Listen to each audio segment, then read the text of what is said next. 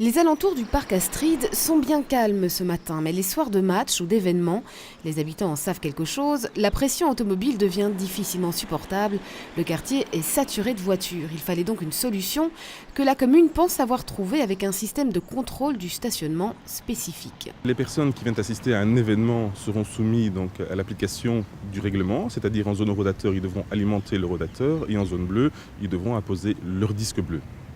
Disque bleu pendant 1 heure, non renouvelable. Effectivement, donc, ils pourront donc stationner 1 heure, mais qui n'est pas renouvelable. C'est-à-dire qu'ensuite, Alors, si après 1 heure, le véhicule est toujours présent et que nos stewards constatent que le véhicule est toujours là, donc ils auront décidé de choisir le tarif forfaitaire à 60 €.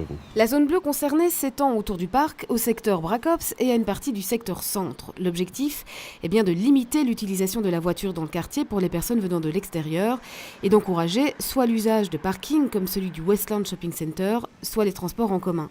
Les riverains, eux, pourront bénéficier de cartes de visiteurs pour permettre à leurs invités de stationner lors des soirées d'événements pour 50 cents.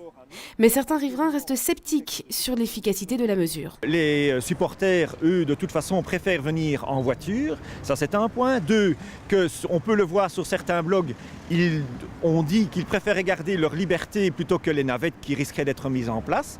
Et enfin, de toute façon, ce dont nous avons peur, c'est tout simplement que l'on reporte le problème de la pression automobile sur les zones adjacentes qui, elles, ne sont pas payantes et qui sont déjà aujourd'hui complètement saturées. Quant à la carte visiteur, ils regrettent qu'elle soit limitée à 10 parents par famille, alors que le nombre d'événements peut tourner autour d'une trentaine par an.